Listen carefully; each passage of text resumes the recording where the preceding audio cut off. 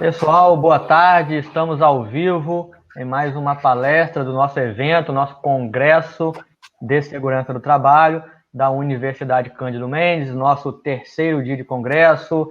Já tivemos grandes nomes aqui participando do nosso evento, grandes aprendizados, né, foram trazidos para os nossos alunos. E hoje é um prazer receber o Nestor W. Neto, o Nestor que eu acompanho desde os primórdios lá da minha formação, quando eu comecei como técnico em segurança do trabalho.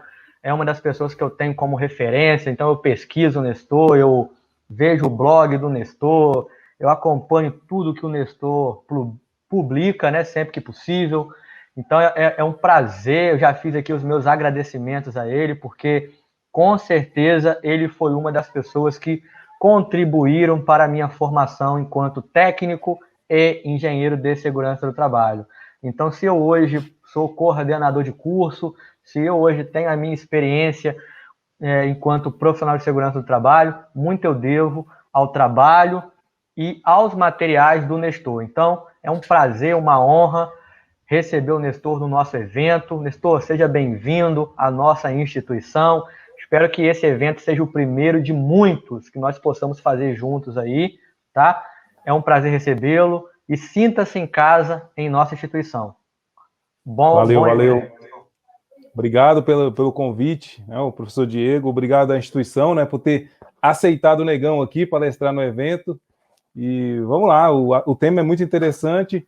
Eu espero que nós possamos fazer aí uma grande apresentação hoje. Que hoje nós vamos falar sobre cultura de segurança, né? E a cultura de segurança, ela é muito importante, principalmente agora, nos dias atuais, onde a gente fala sobre GRO, sobre PGR, né, sobre a nova NR1.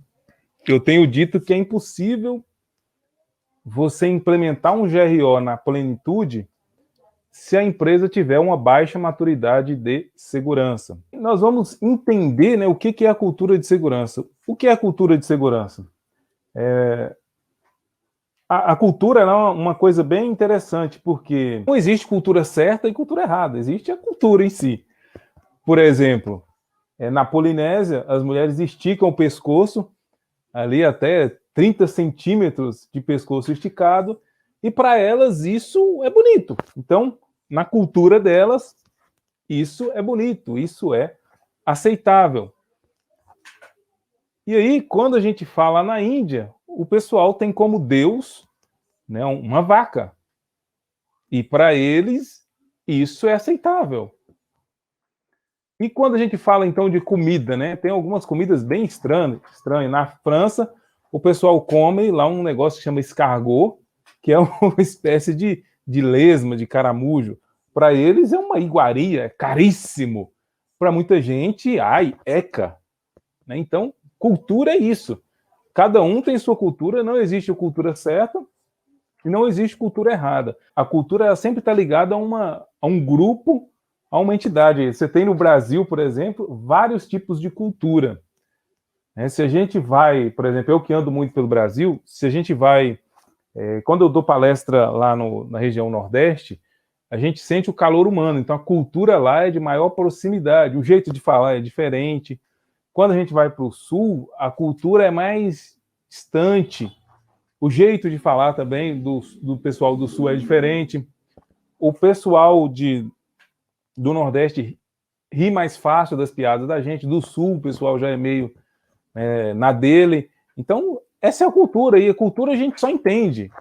É claro que tem como mudar a cultura, mas não é algo tão simples, tão fácil e tão indolor. A cultura, ela impacta os comportamentos, né? Se a gente for ver a definição literal, né, do que é cultura, lá no segundo site disso.com, cultura é o conjunto de hábitos sociais, religiosos, das manifestações intelectuais e artísticas que caracteriza uma sociedade, saberes, hábitos ou crenças que diferencia um grupo de outro. Cultura é o quê? É quem você é. É o que você faz quando não tem ninguém olhando. Né? Até a cultura da empresa, a gente pode dizer que é assim. Né? Uma empresa tem um alto nível de maturidade de segurança se os trabalhadores se comportam de forma segura quando o chefe não está olhando. E aí a gente tem, por exemplo, esses jovens, né, que vestem suas roupas, e é bom, interessante como eles formam a cultura deles, né? Antes, quando eu era um pouco mais jovem, porque eu ainda o sou, me considero, eu me lembro que eu saía à noite e era interessante como as turmas, né, se agrupavam. Então, se tinha um grupo ali, na hora que começava a tocar uma música, aquele grupo de jovens ia dançar normalmente sempre junto. Normalmente, se fumasse no grupo, o grupo todo fumava, era impressionante, passava cigarro de um para o outro, e parecia o quê? Para você ser aceito naquele grupo, você tinha que se moldar às características dele, né? Que é o quê? Dançar a música como eles dançavam, fumar, né? Então, se a pessoa não faz isso, ela não se encaixa no grupo. Na empresa é a mesma coisa. A cultura molda o comportamento, e não o comportamento molda a cultura. Né? O acidente de Chernobyl, lá em 1986, ele teve repercussões mundiais, né? Foi um dos grandes acidentes de grande repercussão no mundo. Logo depois que o acidente aconteceu, foram feitas várias análises do acidente e percebeu-se o quê? Que a forma como a usina geria os seus trabalhos, ou seja, a cultura organizacional da usina, provocou o acidente de Chernobyl, né? E os impactos absurdos, né? Tá aí a explosão do reator, né? O lugar como ficou, e é hoje o quê? Uma cidade fantasma lá. Não mora ninguém por conta da radiação que foi por conta da explosão do reator. Então, a gente percebe o tanto que a cultura tem um peso, né? Se a empresa tivesse uma cultura, né, a usina tivesse uma cultura de segurança, certamente, ou possivelmente, isso não teria acontecido, né? Então, nós temos dois tipos de aprendizagem. Nós temos a aprendizagem natural e nós temos a aprendizagem induzida. O que é a aprendizagem natural? A aprendizagem natural é aquilo que a gente aprende quando as pessoas não estão querendo ensinar para a gente aprende no dia a dia. E o que é a aprendizagem induzida? É quando alguém induz você a aprender. A gente pode dizer que na escola a gente tem uma apresentação, a gente tem uma aprendizagem induzida. Está sendo induzido a aprender. A sua mãe, por exemplo, ela não te ensinou a falar. Você aprendeu a falar vendo outras pessoas falarem. E na empresa também tem muito isso, né? Aprendizagem natural. Às vezes a empresa leva para a sala de treinamento e fala: a segurança aqui é muito importante, é um valor que a gente não abre mão. Mas às vezes no dia a dia, no natural, o que se vê na empresa é justamente o contrário. E a aprendizagem natural, ela tem um poder muito grande. Quando a pessoa vê outras pessoas fazendo alguma coisa, ela tende a se juntar ao grupo. Então você vê o quê?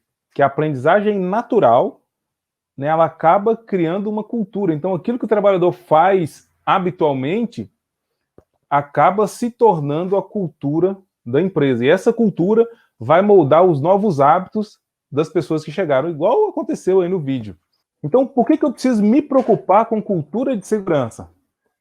Porque a cultura de uma empresa, ela molda os trabalhadores. Inclusive, o SESMIT e CIPA. Né? Quantas vezes você já viu aí na sua empresa uma CIPA que começa muito bem, com cipeiros que durante o processo eleitoral fazem campanha, prometem que vão mudar alguma coisa na empresa, mas aí depois de eleito eles não conseguem fazer absolutamente nada ou muito pouco. E por que isso acontece? Porque às vezes a cultura da empresa não dá suporte para comportamentos de segurança. Dá para mudar isso? Sim, é claro que dá. Então, nada vence a cultura. Né? Você já viu a CIPA começar muito bem, depois não seguir tão bem. Ginástica laboral, né? Às vezes a empresa resolve fazer ginástica laboral, mas não faz parte da cultura da empresa aquele tipo de ginástica.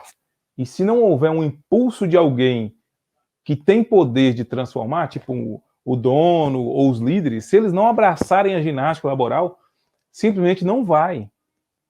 Porque nada vence a cultura. Nada vence a cultura.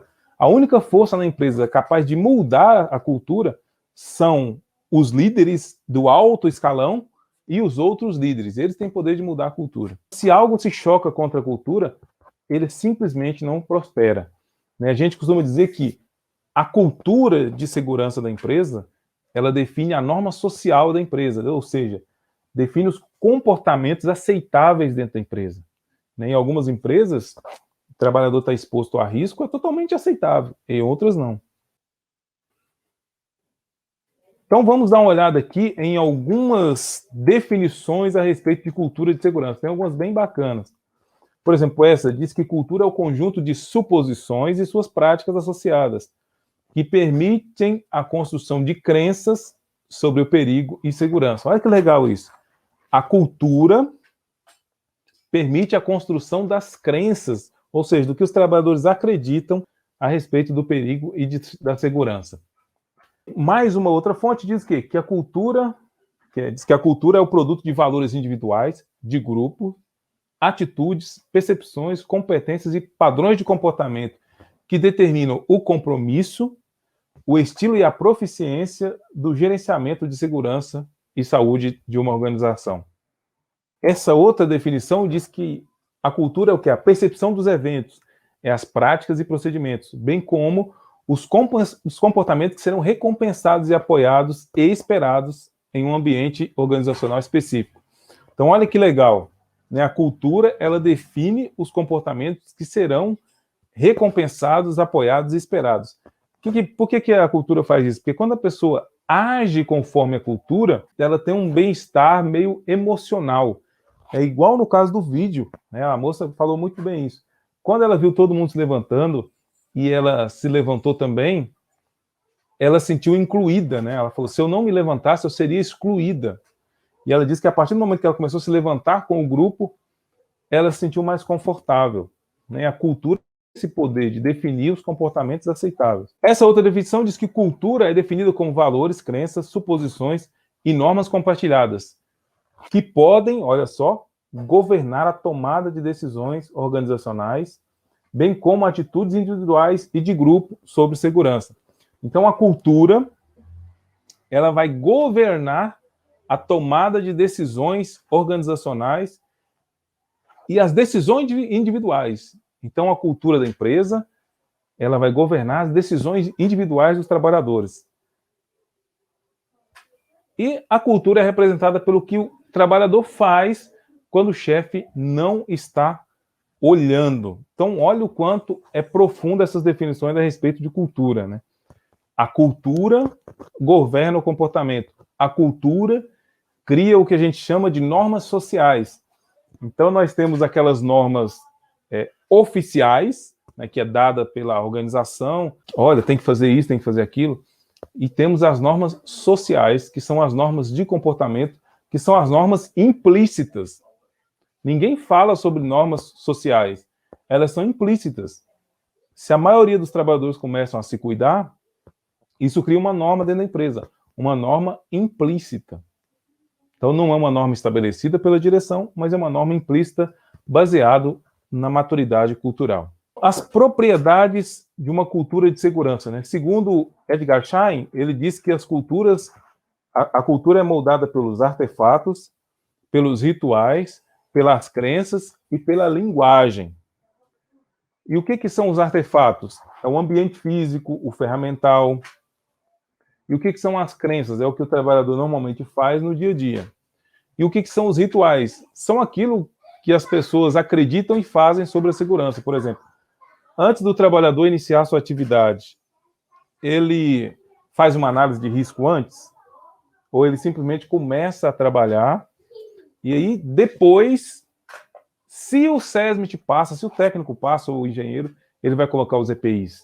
Então, os rituais são aquilo que o trabalhador faz no seu dia a dia. E a linguagem é como falamos sobre segurança. Segurança do trabalho, ela é simbolizada na empresa por aquelas placas que existem na parede, ou a segurança é simbolizada pelas ações que acontecem no ambiente. Os líderes falam sobre segurança, ou a segurança do trabalho é só do técnico e do engenheiro? Se a segurança do trabalho é só do técnico e do engenheiro, se o ambiente físico é mal cuidado, é sujo, se não existem rituais voltados à segurança, ou se eles são muito raros, E se não se fala sobre segurança na empresa, significa que a empresa é imatura a respeito de segurança no trabalho. E aí vamos aprofundar um pouquinho mais nessa ideia, para a gente dar uma olhada nos modelos de cultura. Em 1989 foi lançado o livro Os 7 Hábitos das Pessoas Altamente Eficazes, pelo autor Steve Covey. E ele, no livro, apresenta as categorias dependência, independência e interdependência. E a DuPont, se aproveitando dos conceitos desse livro, ela moldou um tipo de cultura de segurança, ela descreveu os estágios da cultura de segurança em 4 níveis. A DuPont, ela criou o que a gente chama de curva de Bradley, foi patenteada, inclusive, pela DuPont, que é essa que você está vendo aí na tela. Você tem o estágio reativo, o estágio dependente, o estágio independente e o estágio interdependente, onde a taxa de acidentes vai diminuindo a partir do momento que a cultura da empresa deixa de ser uma cultura reativa a respeito de segurança e passa a ser uma cultura mais ativa. Então, no reativo, o que a gente tem? A segurança por instinto natural, o dever é o cumprimento da meta, não se preocupa com a segurança, tem que cumprir a meta, cumprindo a meta tá bom. A segurança é delegado ao técnico ou ao engenheiro de segurança, no reativo, e falta envolvimento da liderança da empresa com questões de segurança. Se a sua empresa apresenta esses comportamentos, se encaixa nesse padrão, sua cultura é reativa. Existe a cultura dependente, que observa as condições de trabalho, que observa as questões de medo e disciplina. Por exemplo, nessa empresa, nesse tipo de cultura de dependente, o trabalhador às vezes até usa EPI, mas ele usa pelo medo. O medo de ser punido, o medo de levar uma advertência, uma suspensão. O controle do supervisor é com ênfase na meta. É uma cultura que visa valorizar as pessoas no sentido de culpabilizar as pessoas, e o foco, tem muito foco em treinamento. Vamos fazer treinamento. O que é dado na sala de treinamento é lei na empresa, tem que cumprir. Então essa é a cultura dependente. E aí, avançando, a gente tem a cultura independente, onde o trabalhador ele já passa a ter mais valor pessoal, ele não é só uma mão de obra, é uma empresa que permite o trabalhador a pensar, é uma empresa que estimula o trabalhador a cuidar de si mesmo, é uma empresa que tem hábitos e práticas de segurança, é onde há reconhecimento individual. Já no nível interdependente, que é o mais avançado, a segurança do trabalho é modo de fazer negócio, existe orgulho organizacional, um trabalhador ajuda a cuidar do outro. Então, se você vê um trabalhador não usando EPI, os próprios trabalhadores vão tentar corrigir ali de uma forma amorosa, não invasiva, para que aquele trabalhador que não está usando EPI passe a usar. A liderança no interdependente, ela está focada, já está bem enraizada na empresa. E ela é segurança, responsabilidade de todos. Existe rede de comunicação, então o líder fala de segurança, os trabalhadores liderados falam sobre segurança, então alto escalão, médio escalão, baixo escalão, todos falam sobre segurança. Então esse é o estágio interdependente, é o estágio onde o nível de acidentes caiu drasticamente. Então, fazendo a aplicação dos conceitos da curva de Bradley, existe redução dos riscos e controle. E do reativo para o interdependente, quanto mais redução dos riscos, controle, quanto mais envolvimento a respeito da segurança, você vai diminuindo o número de acidentes e você vai criando valor e disciplina operacional. O nível de acidentalidade vai caindo, vai acontecendo mudança nos valores e atitudes dos trabalhadores e vai existindo uma excelência operacional. Então, esse é o efeito da curva de Bradley, digamos assim. Existe também o Hearts and Minds, que é uma outra metodologia de avaliação de cultura, que foi desenvolvido pela Energisa, que é uma empresa da Shell, lá em 1998. O Hearts and Minds, Corações e Mentes, ele avalia a cultura de segurança em 5 níveis. O nível patológico, né? Quem se importa desde que não sejamos pegos, né? Então, quem se importa em usar o EPI? Desde que ninguém pega a gente sem EPI, não tem problema nenhum. Existe também o nível reativo, onde a empresa até faz segurança, mas só quando acontece o acidente. Está muito focado o reativo na taxa de gravidade, está muito focado. Aconteceu um acidente, nossa, preocupação total com segurança, mas aí, logo depois que o acidente acontece, passa um mês, passa 2, passa 3, o nível de atenção a respeito da segurança vai caindo. Existe também o nível calculativo, que são aquelas empresas que adoram ter sistema para gerenciar risco. Eles adoram ter sistema, adoram ter processo para gerenciar risco. Mas não existe ainda intrínseco na organização a preocupação genuína com segurança. Eles estão mais preocupados com a auditoria, eles estão mais preocupados com o papel. No nível proativo, a gente começa a entrar no melhor mundo da segurança, porque a liderança da empresa se envolve com segurança e a gente tem aquele efeito top-down, né, que a liderança se envolve com segurança e os demais trabalhadores se envolvem também. Entenda uma coisa, meu amigo, minha amiga. O trabalhador na empresa, ele quer garantir o seu emprego. Então, se a liderança da empresa se envolve com segurança e se a liderança da empresa manda mensagem para os trabalhadores, né, mensagens informais, digamos assim, de tipo, aqui na empresa a gente se preocupa com segurança. Se a liderança da empresa manda mensagem para o trabalhador de tipo, se você quiser manter seu emprego, um dos itens que você tem que se preocupar é com segurança. Então, o trabalhador, automaticamente, ele começa a se cuidar mais quando a liderança da empresa está envolvida em segurança. Liderança que eu digo é o quê? O dono, os gerentes do alto escalão, os líderes de setor, líderes de unidade, todos se preocupam com segurança, então a segurança do trabalho vai acontecer naturalmente.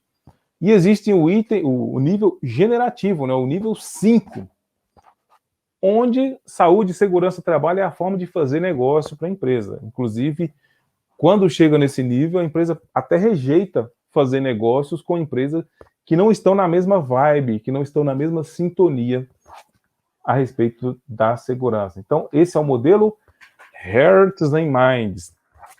E o que fazer para ter um bom plano de segurança para elevar a maturidade da minha empresa? Dar prioridade de segurança à força de trabalho. Primeiro você vai envolver os líderes, mas tem que envolver a força de trabalho também. Foco na mudança de comportamento e incluir melhorias em cultura, em tecnologia e em sistemas. Em algumas empresas eles fazem observação de segurança também. Fazer avaliações de risco no qual os trabalhadores possam participar. Né? É horrível a gente ver em algumas empresas que na hora de falar sobre risco, só o SESMIT fala de risco. Né? Isso é um absurdo. Na hora de falar de risco, eu tenho que falar com os trabalhadores. Os trabalhadores têm que passar para o SESMIT o seu entendimento a respeito dos riscos. Né? Como o trabalhador percebe o risco na empresa? Uma perspectiva realista é de 3 anos, né, para você melhorar a maturidade cultural da sua empresa. Então, não é uma coisa fácil de fazer. Por quê? Porque não é só o empregador mandar as pessoas se comprometerem com a segurança. Na verdade, a cultura vem quando a liderança se envolve, a liderança dá sinais, e aqueles sinais vão descendo top-down, e o trabalhador vai entendendo pelas mensagens implícitas e explícitas que a segurança, que a liderança se envolve. Por exemplo, o líder imediato participa da CIPAT, não só na abertura e no fechamento, mas toda hora ele está lá. No treinamento de CIPA, quando algum líder é indicado para ser presidente, ele participa do treinamento, que é para dar o exemplo. Nos DDS, os líderes participam. Através de tudo isso, a liderança vai dando mensagens para os trabalhadores de que o comportamento seguro é o comportamento aceitável, é o comportamento que eles querem dentro da empresa. E para fazer tudo isso, o que você pode utilizar? As ações do SMART, né? A metodologia SMART é muito interessante para isso, para você definir as metas. Então, o que é o SMART? Né? No inglês, SMART é inteligente. Né? E a metodologia de você criar metas no método SMART é ter metas específicas, mensuráveis, alcançáveis, realistas e temporais. Né? E aí, através do SMART, você pode escolher aquelas ações que você sabe que terão maior impacto na cultura. Cada ação tem um indivíduo designado que atua como campeão do time. O que é isso? É você envolver o trabalhador nas ações de segurança da empresa. Não é a liderança que tem que ficar fazendo segurança sozinho. Por que o trabalhador mesmo não pode fazer um DDS, não pode ministrar um DDS de vez em quando? Por que só o líder pode fazer o DDS? Por que o trabalhador não pode ajudar a criar os procedimentos de segurança? Então, os principais indicadores de desempenho medem o efeito das ações mais importantes. E os indicadores não vão ficar tão preocupados com números de acidentes. São importantes? Claro que são. Mas mais importante do que o número de acidentes é o envolvimento da liderança com as questões de segurança. É o envolvimento dos trabalhadores com as questões de segurança, o envolvimento de todos. Algumas empresas, para acompanhar isso, eles criam várias métricas, né, de percentual de uso de EPI, percentual de participação em treinamento, criam caixas de sugestão. Em algumas empresas não é nem criado caixa de sugestão.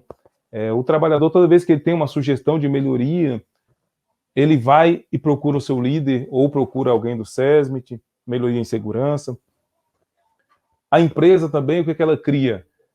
Ela cria o direito de recusa, né? Então, você tem o direito de recusa que está lá na NR1, e basicamente o direito de recusa é o trabalhador se recusar a trabalhar numa área de risco. Mas a gente sabe que na maioria das empresas não existe um verdadeiro e genuíno direito de recusa. Porém, naquelas empresas que estão preocupadas com o trabalhador de verdade e que o SESMIT tem maturidade para isso e consegue ajudar a empresa, o próprio SESMIT ajuda a criar um procedimento para direito de recusa. E nesse procedimento, a peça-chave é quem? O SESMIT? Não. É o trabalhador. O trabalhador é a peça-chave no direito de recusa, porque é o trabalhador que vai dialogar, né, com o SESMIT a partir do momento que ele vê alguma situação de risco. Não é o SESMIT que vai dialogar com o trabalhador que vai procurar o diálogo com o SESMIT. Olha, no setor tal, na máquina tal, eu fui designado para trabalhar lá, mas eu estou vendo lá tem fio descascado, eu estou vendo que lá tem um risco grave iminente, eu posso levar um choque, posso ficar grudado. Então, tudo isso são coisas, são indicadores que a própria liderança da empresa com o SESMIT ajuda a definir para envolver quem? Os trabalhadores. Nessa questão, os trabalhadores são envolvidos até o topo. Né? Tem algumas empresas que, inclusive, elas criam calendários de atividade de segurança e medicina do trabalho, e alguns também envolvem o meio ambiente, no qual essas atividades elas são feitas em grupo. Né? Então, assim como a gente tem a CIPA, que é um grupo aqui no Brasil, que é desprezado em muitas empresas, algumas empresas do exterior, principalmente, que têm uma maturidade de segurança mais elevada, elas criam grupos de debates parecidos com a CIPA, mas sem estabilidade e sem ninguém apontando o dedo para quem vai participar. O trabalhador se candidata. Então é criado comitês internos, onde os próprios trabalhadores se reúnem para debater os problemas da empresa. E se tem um plano de atividade de SMS, né, de saúde, segurança, meio ambiente para os trabalhadores, eles vão se reunir, pelo menos mensalmente, para poder discutir os problemas que foram levantados e propor medidas de controle.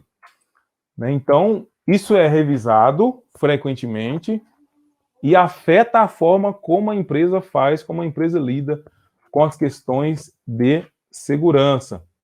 Então, como é que a gente faz para avaliar a maturidade da cultura de segurança de uma empresa? Existem algumas formas de fazer.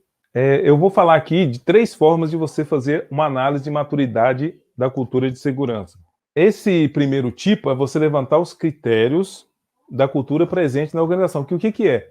Nada mais é do que você pegar uma prancheta e você definir indicadores de cultura baseado naquilo que a gente já disse. O líder se envolve em segurança? O líder participa de treinamento? o líder participa da CIPAT, o líder permite que as pessoas vão para treinamento, você vai levantar alguns critérios como esse. Quer ver outro, por exemplo? Quando tem treinamento, o líder estimula que os trabalhadores participam, ou ele vai para a sala do treinamento, para a porta do treinamento, fazer pressão para que os trabalhadores não vão? Não, acredite, isso acontece. Infelizmente, isso acontece.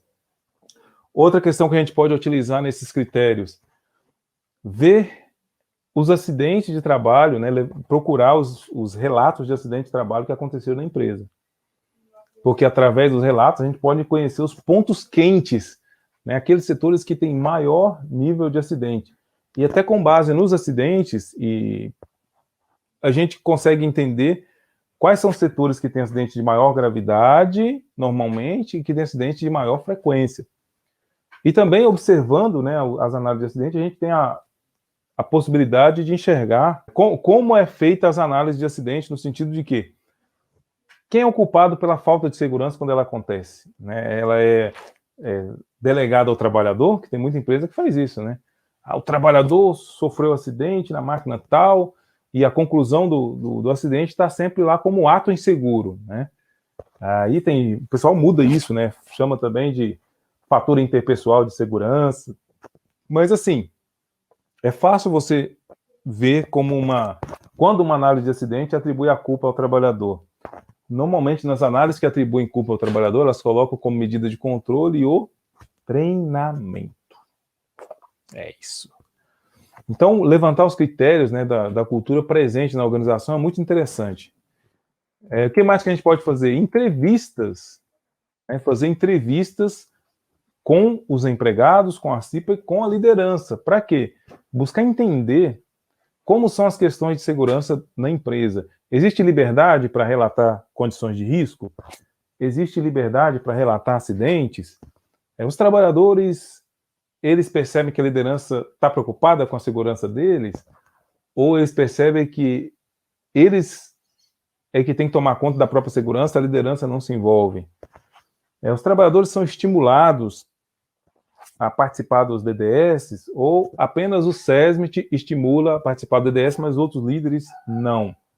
Então, basicamente, esse tipo 2, eles são entrevistas que vai perguntar para o trabalhador e entender a percepção que o trabalhador tem a respeito da segurança e a respeito de como a liderança vê a segurança. E o terceiro item é avaliar os acidentes de trabalho ocorridos na empresa. Então, esses 3 itens, inclusive, na própria metodologia Hearts and Minds, eles dão lá 23 itens que você observa para determinar o nível da maturidade da cultura de segurança de uma empresa. Então, existem vários pensadores da segurança dizem isso, né, que mais de 80% da cultura organizacional e também da cultura de segurança vem de quem? Vem da liderança da empresa. Quando a liderança não está envolvida, é um prato cheio para que as ações de segurança realmente não aconteçam e não sejam eficientes na empresa. Então, envolver a liderança é fundamental. O líder participa da CIPAT? Que tal o líder também ministrar o DDS? Que tal o líder participar do DDS, né, como participante, como ouvinte? Que tal o líder ministrar o DDS? Lembre-se daquilo que a gente disse lá no início: aprendizagem natural, aprendizagem induzida. A aprendizagem natural é muito importante. A gente está aprendendo o tempo todo. O tempo todo a gente não percebe, mas a gente está aprendendo. Observando o que as pessoas fazem. E principalmente se essa pessoa é o líder. Porque as pessoas seguem quem? A liderança. Que tal o líder participar de reuniões de segurança? Que tal o líder, às vezes, participar da CIPA? Né? Ele avisar com antecedência, claro, não pode chegar lá como um fiscal, mas ele participar de forma genuína, desarmada da CIPA pode ser uma boa coisa. Que tal o líder reconhecer os trabalhadores que fazem o certo? Né? Na segurança, a gente vive procurando aquilo que deu errado. Né? Esse é o Segurança 1, né?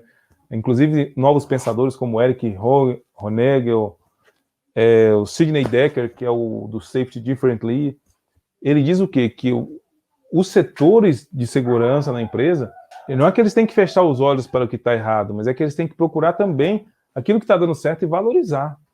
Né? Aquele trabalhador que faz o certo, dificilmente ele é reconhecido, dificilmente alguém fala para ele, parabéns, campeão, é esse comportamento que a gente espera de você. Dificilmente acontece. Mas quando faz errado, sempre tem alguém para apontar o dedo. Então a liderança, ela precisa mudar, né, o viés, ela precisa passar a reconhecer. Se você tem um setor com 10 trabalhadores, mas se tem 8 que estão usando EPI direitinho, eles são um modelo, por que não reconhecer esses caras? Por que não valorizar esses caras? A gente vê empresas que valorizam, que fazem campanha quando o acidente não acontece. Nós estamos 30 dias sem acidente, nós estamos 60 dias sem acidente, estamos 1 ano sem acidente. Mas esse tipo de... E aí faz uma festa, valoriza, mas esse tipo de ação não é muito eficiente. Por quê? O que o trabalhador fez para evitar o acidente? Se o trabalhador nem sabe o que fez para evitar o acidente, esse tipo de reconhecimento não tem muito valor. O que a gente tem que buscar reconhecer é o que o trabalhador realmente fez em prol da segurança. E isso exige do SESMIT e do líder uma presença mais frequente nos ambientes de trabalho, uma presença mais frequente no chão de fábrica. O SESMIT tem que devolver a segurança para quem é dono dela. Quem é dono da segurança é o trabalhador. O trabalhador é o verdadeiro dono da segurança na empresa. O Scott Geller, que é o pai, né, do Behavior Based Safety, que é a segurança baseada no comportamento, ele costuma dizer que o comportamento não ocorre no vácuo, existe o contexto. Então, o comportamento não ocorre no vácuo. Existe todo um contexto, e normalmente nesse contexto da segurança está a liderança que ajuda o trabalhador a tomar posse dela. Os americanos têm um dizer muito interessante, né? Eles chamam de buy-in, né? Ele diz que a gente tem que fazer com o trabalhador o buy-in. O que é o buy-in? Buy-in é a compra interna. Então o trabalhador tem que comprar a segurança do trabalho para ele mesmo. Né? E o que é comprar? É pagar? Não, é a gente entregar a segurança para o trabalhador. Na hora, por exemplo, de fazer um checklist, envolver o trabalhador. Né? Um estudo da Dupont mostrou que mais de 38% dos líderes não acreditam que o empregado é responsável pela gestão de risco. Então o líder pensa, não, o trabalhador não é responsável pela gestão de risco, não. Gestão de risco é com o setor de segurança. Não. Gestão de risco é com o trabalhador. É o trabalhador que tem que aprender a reconhecer o risco no ambiente de trabalho e a falar com o setor de segurança. E claro, o setor de segurança tem que ser um provocador disso, né? O trabalhador tem que ajudar a criar os procedimentos, né? Então, que tal a empresa criar ou educar os seus comitês de segurança para terem autonomia e ação sobre gestão de risco? Já pensou quando os próprios trabalhadores começarem a se reunir para debater os principais problemas da empresa e, em grupo, buscar a solução? O que é mais eficiente? Você ter um grupo com 15, 20 trabalhadores debatendo os problemas de segurança que a empresa tem, ou deixar isso a cargo de um técnico de segurança? Um técnico de segurança tem uma visão extremamente limitada, porque ele é uma cabeça só. Agora, se tiver um comitê de trabalhadores pensando sobre segurança, a chance de dar certo é muito interessante. Nestor, a gente pode usar a CIPA para isso, não é? Pode usar a CIPA para isso. Mas o problema da CIPA é que, na maioria dos casos, ela não tem um histórico de atuação dessa forma, né? Então tem que ser criado do zero, e a CIPA tem que ser ensinada a trabalhar isso, como um verdadeiro comitê de segurança. Porque, infelizmente, a maioria das CIPAs, ela acabou se tornando um comitê de apontar problemas. Propor soluções, poucas CIPAs propõem, né? E das poucas vezes, inclusive, que ela propõe, às vezes, a ata da CIPA com apontamento do problema e a solução, às vezes a ata da CIPA vai parar na mesa do SESMIT, ao invés de parar na mesa de quem tem poder de decisão. Então, que tal educar o chão de fábrica para que saibam o que fazer em caso de direito de recusa? Se o trabalhador da sua empresa encontrar uma situação de risco e precisar do direito de recusa, ele vai falar com quem? Ele vai preencher um formulário antes? Se for preencher um formulário, ele pega esse formulário aonde? Ele sabe disso? Então você percebe que uma coisa tão básica como o direito de recusa acaba não acontecendo. E aí ocorre o que acontece em muitas empresas, onde o trabalhador sabe que a única chance dele é trabalhar naquele setor, mesmo com o risco exacerbado.